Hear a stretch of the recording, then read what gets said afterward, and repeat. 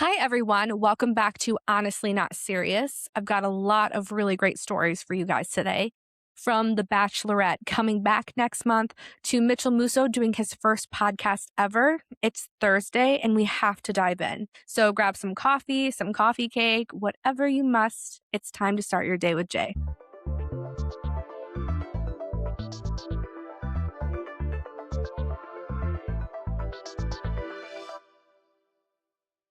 We actually have our first ever guest, or maybe it's my co-host. I haven't really decided yet. And I don't think he has either. This is my dog, Finley. Finley is a corgi. He's 6 years old. He's super beautiful, and he is a very clingy man. So when he saw me doing this, he was like crying. His fur is everywhere. He's also shedding. Corgis shed a lot in the summer, but he needed to join, and he needed to hear the stories from today. And I said, Sure, you can join. The more the merrier. I'm going to start with the first story. He left! Finley already? That was so quick. You want to come back? You can sit right here. He does not understand what's going on right now. Usually when I've podcasted in the past, this is only my 5th episode, but I've just kind of put him in my bedroom where he has a dog bed. Will you lay on my lap, please? I think he wants back. Bear with me today. This is going to be a little bit hard with him. Okay, so the first story that I want to get into, Mitchel Musso went on Joe Vulpis podcast and allegedly hasn't done ever a podcast. So, oh my gosh. Okay, so he sees himself. This is not great. Finley, that's you. That's you, Finn. Finley really hates when he sees other dogs. So if you've ever watched an ad on your TV and you're like, oh, that's weird. The dog did not need to be in the rug commercial. Yeah, well, just know that there's a Finley that's freaking out over it. And so he saw himself on my monitor over here and he thought it was another dog. And I think he's realizing that it's him. So we'll see. Okay, but the first story that we have to get into, Mitchel Musso did his first podcast ever with Joe Vulpis on the Joe Vulpis podcast. Hannah Montana star Mitchel Musso turned down 20th anniversary special and says it should have been a reunion episode and it wasn't done the right way. It wasn't the right thing for him. Variety reports the actor who played Miley Stewart's pal Oliver Oaken on the Disney Channel sitcom gave his first ever podcast interview on the Joe Vulpis podcast and expressed disappointment with how the television reunion even shook out. In the Disney Plus special, Cyrus celebrated 20 years of Hannah Montana, shared a sweet moment on a replica of the set with her dad and co-star Billy Ray Cyrus, and even performed 3 songs as Hannah. Musso, who was absent from both the telecast and the premiere event alongside his on-screen girlfriend, Emily Osmond, said he wishes the special was a reunion episode of Hannah Montana. So I did watch the entire podcast and it was refreshing to see him be so vulnerable and open because he hasn't been in like a online presence Hollywood type of thing in 10 years is what he said. I did watch the whole thing without knowing, and then I googled him afterwards, that I guess he has struggled with drugs, alcohol addiction, and severe depression and anxiety. So when you watch the podcast, he is very open about, how do I say this? Like he feels humbled, and he is more humble in his life now, which is really refreshing. And I found the episode to be refreshing, but he had an arrest because he was publicly intoxicated and he was stealing things, but that was only 3 years ago. Of course, people can make really big changes in their lives, and it sounds like he did. I don't know. It's like, I wish that was talked about a little bit more, but at the same time, if you're trying to put your best foot forward, is that something you really want to bring up? They talked a lot about his career and how, pretty much everything was like handed to him when he was on the Disney Channel and he was younger. Like, he was a really successful actor and musician, and like, as someone who grew up in that era of Disney Channel, I absolutely felt that. Okay, so some takeaways from that podcast episode is that he is going to go back to acting and music. He's recording an EP right now. He had a really popular song. I think it was called Hey. And so he said he's redoing that song. He would have really liked to step back and do his Hannah role. Like, that was his role that he really felt confident in, and he really liked everyone. So they asked him if like there was another role that he would ever want to just like do again. And he said that one, which I think is why these headlines are sparking that the Hannah Montana wasn't done in a way that he preferred. And you know what? I think that his take on that isn't too far-fetched from like what the public's thinking. As someone who watched Hannah Montana and grew up in that era, like, yeah, I guess I kind of wished that there was more of the people that were on the show in it. Like, I don't know that they had, I don't think they had Jason Earls or Mitchell Musso, Emily Osment, the person who played Rico, Moises Arias. I don't remember seeing them. I think I saw Jason Earls on the red carpet. Yeah, he was there, but he wasn't in it. And so Hannah Montana was more than just Miley. Of course, it was like Miley made it everything, but all of those characters were so beloved. So I kind of agree with him that it should have been done in a different way, but it was 20 years. I mean, there's always 25 or 30 years, you know? And they did reach out to him about the Hannah Montana reunion, and I suppose he politely declined. And he briefly talked about his past drug and alcohol use and now that he's sober. I felt, like I said, like I just didn't know how recent that arrest was.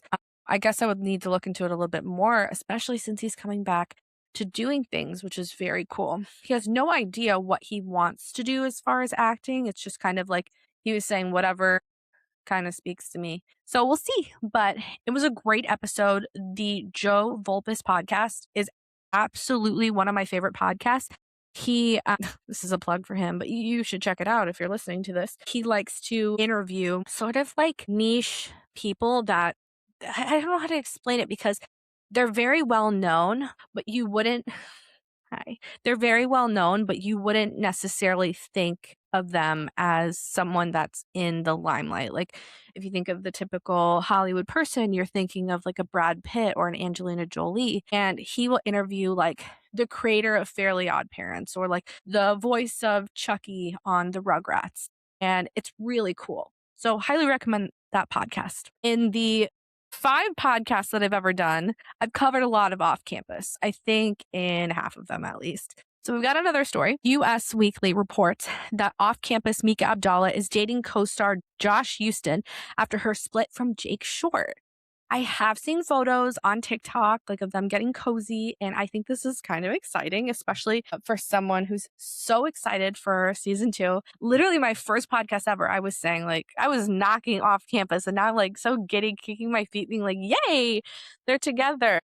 A source confirms to US Weekly or Us Weekly that Abdalla 26 and Heuston 29 are an item after meeting on the set of the hit Prime TV series and being spotted together by fans in Paris. Oh my gosh. To have like first dates in Paris, that sounds like a lot of fun. Doesn't that sound like fun, Finley? Should we go to Paris? Should we have baguettes together? No.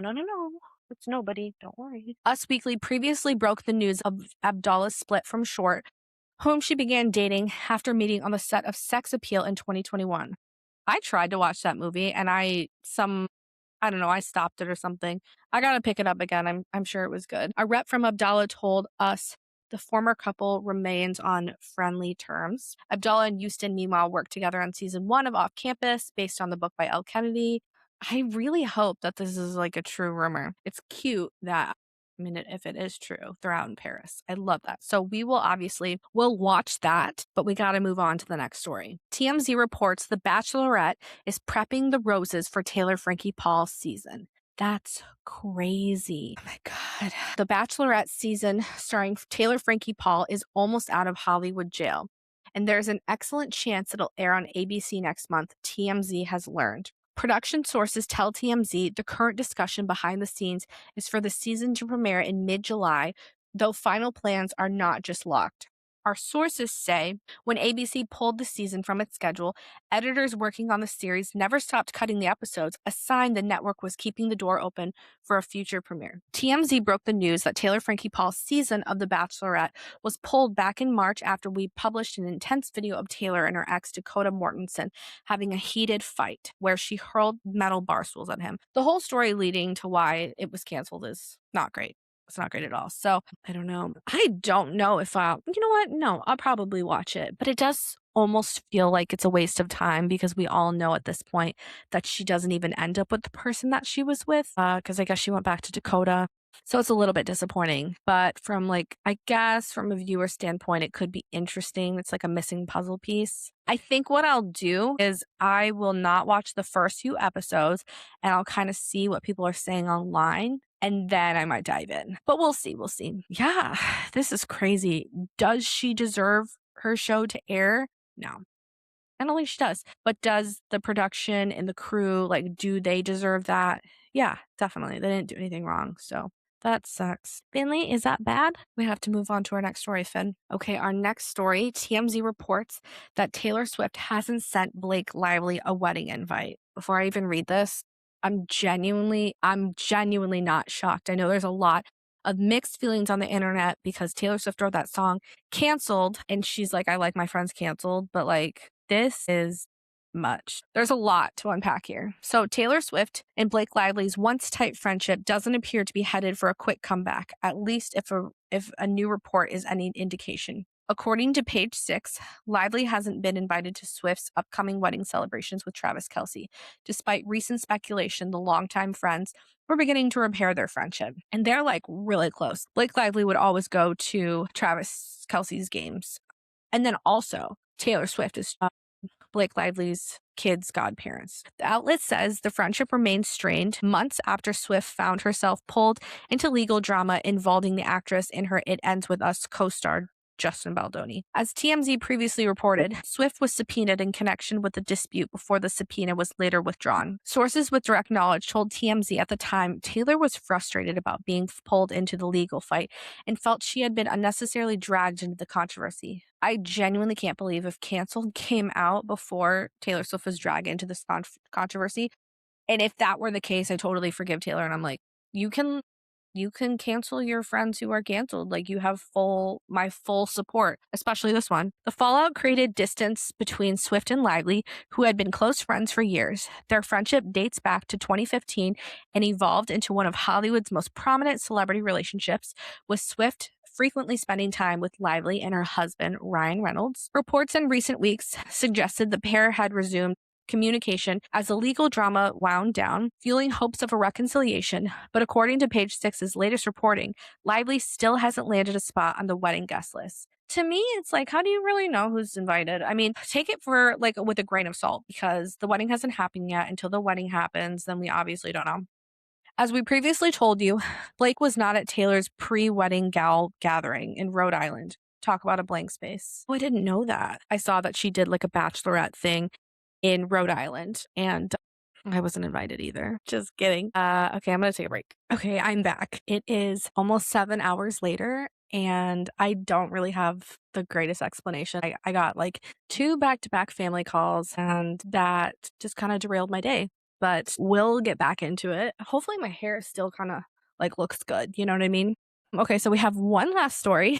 So our final story is Love Island USA Alannah fired after using racial slur in resurfaced video. This is something I talked about on Tuesday's episode, but people were speculating if Alannah would be off the show, and it looks like it is, according to Page 6. Love Island USA star Alannah has reportedly been fired from the show after she was caught appearing to use a racial slur in a resurfaced video. Kaser, 21, has continued to appear on the latest episode of the Peacock reality show amid the resurfaced video causing online outrage. But the U.S. Sun reported Wednesday that Kaser has been fired. Producers edited Alannah out as much as possible from episodes that were pre-taped before the resurfaced racial slur video was exposed, a production source told the outlet. So tonight is episode 20, Thursday's episode of Love Island, and I guess she won't be in it from here on out. I feel like it's just so unfortunate for so many people, like for anyone who wanted to make a connection with her, did make a connection with her, the producers, the staff, like it's just like, I feel like this production team has gone through so much this year, from losing someone to having, I think it's been, is it 2 people that have gotten kicked out of the show for something like this? And at this point, I don't think they're like any stranger to something like this happening, but it's just like, it's been a really unfortunate season of Love Island, and hopefully they'll rethink how they do their vetting process next year. But those are all the stories. I have a recap for Love Island ahead of the episode tonight, so I'm going to look at my notes. My love, my phone's on 1%, and I have to do my notes recap. Can you plug my phone in at the... Oh, my charger's right there, and I need it right here. You can totally say hi to the podcast. We have a very special second guest. My husband's going to say hi really quick. Hold on. Hey, everybody. No, to the mic. How's it going, everyone? He's so cool. He's plugging in my phone because it's about to die. It's genuinely been a day of being on the phone with people. So thank you. Okay, strap in. We're going to talk about Love Island's latest episode on Tuesday night. There was no episode on Wednesday, but there are so many people at the villa at this point that I have resorted to putting their photos so that when I'm watching the episode, I can refer back down to their name. Yeah, we're at that time. Okay, so Love Island, episode 19. The episode opens with Kenzie at the villa asking Dylan when his birthday is and what is his height. We learn he's 6'3" and she looks really happy. Kenzie says Dylan is what she was waiting for. She loves his energy. I feel like she kind of said that about Corbin, or maybe people said that about Corbin for her, but they both kiss and Kenzie says that he's a good kisser. She asks for him to sleep in her bed and he says yes. Now we're at Casa Amor. We see Corbin. Oh gosh, Parm. I literally just wrote Parm. I gotta stop doing that. Parmita. Sorry, Parmita. Now we're at Casa Amor. We see Corbin. Parmita says Caleb gives husband vibes and Corbin is a clown. But she says she's just kidding, but she's totally not. We finally get the background on how Parmita and Corbin are following each other. She jogs his memory and he does not remember. I guess in like an Instagram DM, he asked her to work out. I'm pretty sure that she's like a fitness personal trainer or something. Corbin asks Parmita to sleep in his bed and she says no because she needs to sleep. He replies with, "Oh, we're going to be a problem." I don't know. I felt like that was like a weird moment. I guess like you could see a little bit of tension, but I also was like, she turned him down, you know? Next, we see Sydney and Casey go chat. She asks him what his favorite part is, and he says being with different women. That's his favorite part of Love Island. It's like, Anaya, are you seeing this? She's not there. But like, when is movie night so she can see these moments? This is who he is. This is what he's been saying. And that's fine. That's fine. But like, don't lead people on. She asks if he's dominant. And honestly, like, he's not. He's not giving dominant at all. Because I feel like a dominant man would be like, yes. And they'd look you right in the eyes, go, yes, I am. But he was like, I don't know. What do you think I am? Casey asks her to sleep in his bed, and she says yes. He tells the camera that Sydney is easygoing, and he likes that she's different.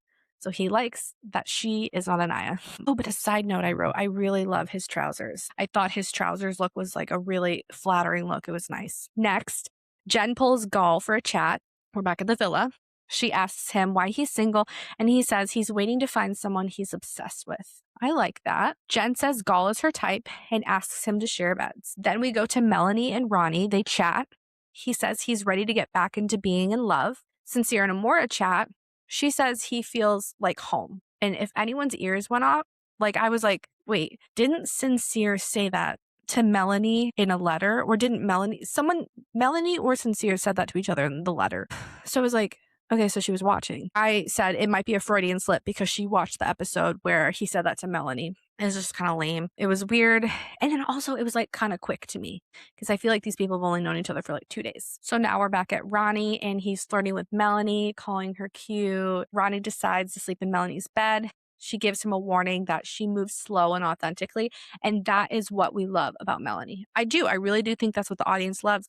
She says what she means. She means what she says. She's pretty like authentic, like she said. Next, Amora sees a butterfly and tells Sincere that she was asking God for a sign. But like, as far as I know, I thought butterflies were signs of death. I don't know. Maybe that could be the Mexican culture, but I'm not sure. I thought that's what that was. I don't know. Next, we find Parmita sandwiched between Caleb and Corbin, and it's so funny to me because they clock it. They clearly have a type. The camera and editing wants you to know that Caleb is listening to the conversation that Corbin is having with Parmita. I also wrote Carl is adorable. Wait, who's Carl? Carl. Gaul. Carl. Carl is no. Is it Carl? Carl is adorable. Yeah. So Parmita walks away and Corbin goes, I think it's going to be the same thing to Caleb, referring to their love triangle to Kenzie. And then they just kind of like laugh about it. I think they have a shot at being good friends after this whole experience, because if they could have a moment like that where they just look at it from a 700-foot view lens and be like, okay, we have the same type. We like the same type of person.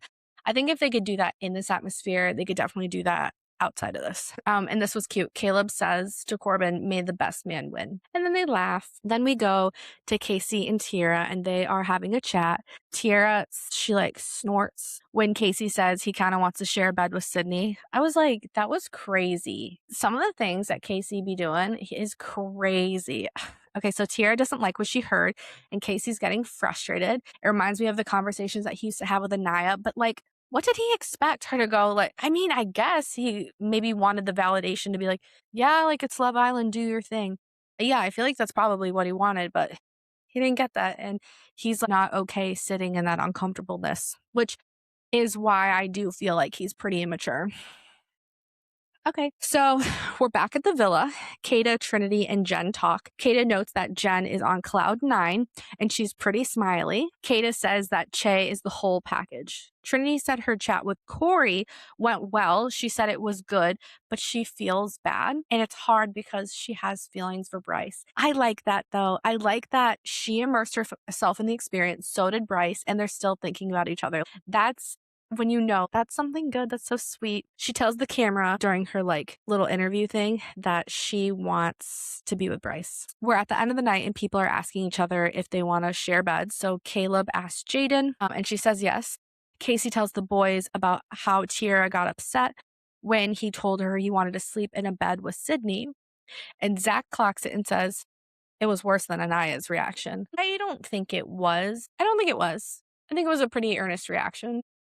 But the girls get ready for bed, and Anaya and Jen gush about their new connections. And then we also see the Casa Amor boys getting ready for bed. And Bryce tells Tiara that he's thinking about Trinity. I feel like that's so cute. Honestly, that's all I'm focused on right now. Bryce and Trinity, because they're the only ones that are pretty consistent and like level-headed. And I think that if he feels at this point to be comfortable enough to tell one of the Casa Amor girls, and like it's pretty real for him. And I thought that was so sweet because he could definitely do that facade where he's wanting to still be open-minded and not, I guess, quote unquote, ruin it. But he was just kind of like friend zoning them and being like, I miss Trinity. That's so sweet. So it's morning time. Casey announced he wasn't feeling Sydney and wants to go back to Tiara. That's really not shocking. Zach tells the boys he was thinking about Kata and is scared to lead girls on, which people online have clocked that and thought, I wonder if he got word that his Casa connection, Alannah, is like possibly leaving or maybe she left. I just don't know about the timeline and I'm really trying to think about it. But even if he was testing his connection with Alannah, I think it makes sense for Zach. I think it makes sense. He's kind of a wishy-washy person. So I wasn't totally taken aback when I heard that. My ears did pop up with everyone saying stuff online, but it just feels like on brand, you know? Melanie and Corey talk. He tells her that he loves how she carries herself. I think a lot of viewers can see that too. Yeah, I think that's what people just love about Melanie. Corey tells her that he wants to sleep in her bed. He says her current match isn't right for her, and she thought that was pretty hot. It's a little bit confusing. I've seen a lot of things online about how in the preview for that episode on Tuesday, he was saying that, like, just talking more about Sincere and what he did in the villa. And Melanie was kind of wanting a little bit more information, and it obviously confused her. I don't know if tonight's episode is going to dive deeper into that, but people really ran with that. People were really interested in that. Corey was kind of being like, what's the word? Like a snitch? Because he was privy to all the episodes and he was being a snitch and using it to his advantage. And I guess no one's really ever done that. It's like breaking the fourth wall. Like, yeah, I've been seeing, you know? It's interesting. I'm surprised that doesn't happen more. I don't know if production used to tell people, like, don't do that, but I think I would. I think I would snitch. I think I might. I don't know. I feel like in a situation like that where maybe Melanie could get hurt, well, okay, I might do it in a way where I tell another girl, but in order to benefit me to get someone, I don't think I would do that because it's not as authentic, you know? Anyways, Che and Kata chat. She asks about his intentions and he tells her that he doesn't even have social media and so she likes him more. And who doesn't love a man that is social media free? That's awesome. He asks to kiss her and she says no, to wait till later. And I know that's something Melanie does, but I don't know that we've been in a position where we've seen Kata do that. I feel like if she really was smitten, she might say yes. So we'll see. I don't know. I just feel like she might go back to Zach, even though she's saying and she's telling the audience like Che's perfect, Che's great. I just don't like I'm not feeling like she's into it. you know? Melanie, Trinity, and Anaya all go chat. Trinity says Corey is not Bryce. She's still sticking with that. I love that. Melanie tells everyone she likes Corey. Trinity cries. That's right. Trinity is crying and she's telling the camera, but she doesn't want to be someone who is just a fun time. She seems worried that Bryce might have found someone better. And I think this is where I truly just lost it. And I think last season they did like a little date for Nick and Sierra. And I'm hoping that when this is all said and done, Bryce and Trinity get to do a date because I think that would be super cute. And I think the audience would really like it. Okay, so we're back at Casa Amor and Caleb pulls Jade into chat.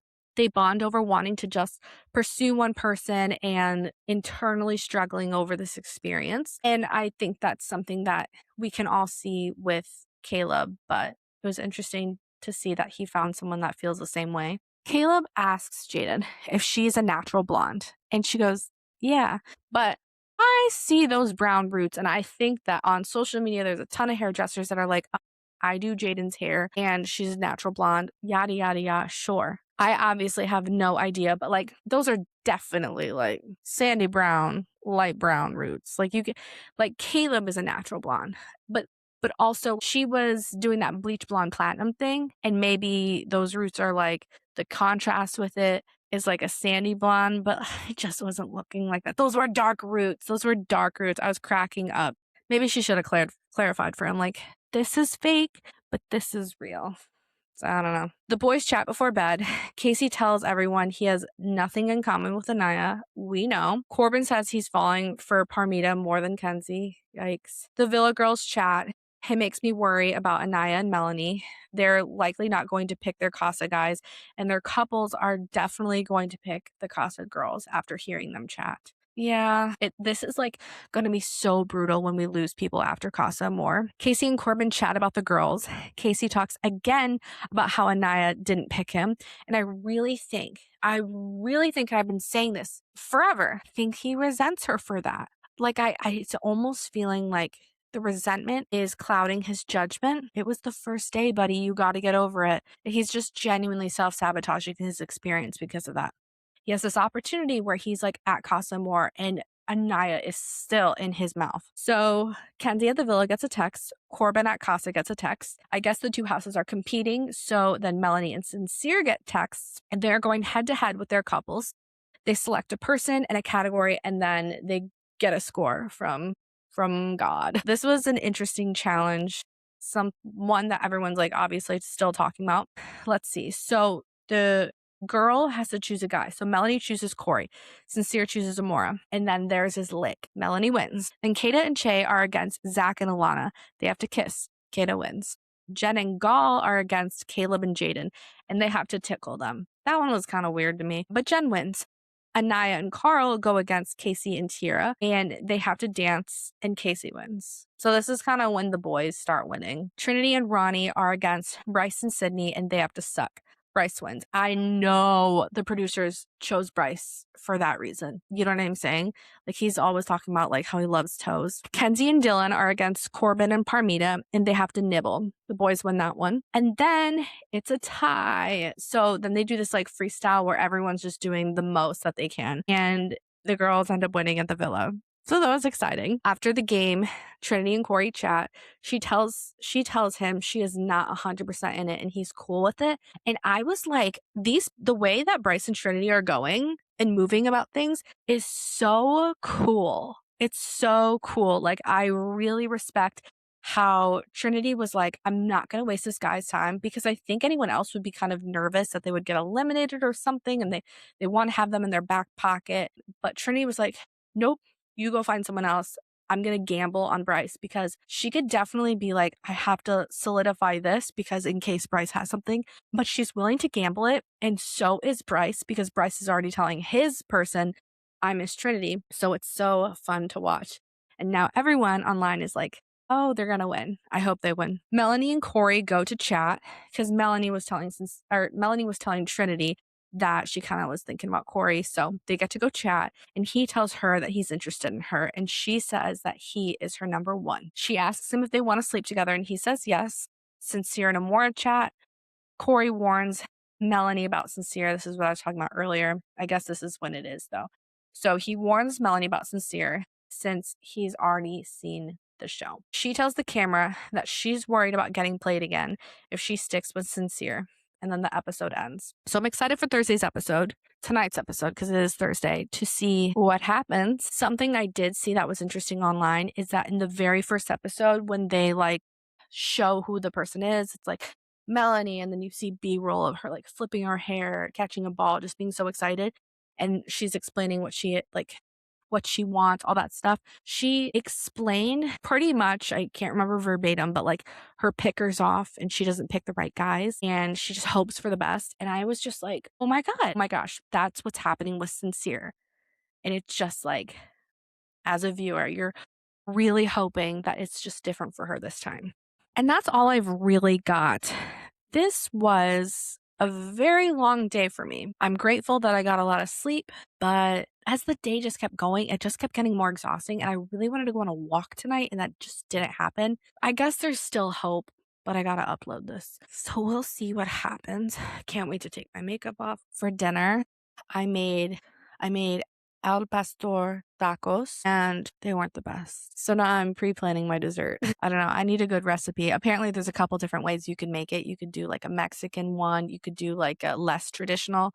I opted for the traditional one. I had no idea that orange juice was in the marinade, and now I'll be thinking about it. But I'm starting to realize that like restaurants that I go to, I feel like they make it a little bit more Americanized. So maybe next time, I don't know. I gotta try again. It felt like maybe I didn't marinate it long enough, the pork, or maybe I needed a little bit more seasoning. All week I was really excited for these tacos, but I don't know. I'm feeling like they didn't hit. But yeah, I've got a long weekend ahead of me. Just have to clean up the house, clean it, do some more grocery shopping. I know it's only Thursday, but like Thursday feels like Friday sometimes. Yeah. Anyways, that's all from me. Thank you guys so much for watching. This is my 5th episode, so I feel excited. I have a goal, just a tiny goal, to make it to 20 episodes, because I read somewhere that 90% of podcasts don't make it to 20 episodes. And so that's all I'm thinking about.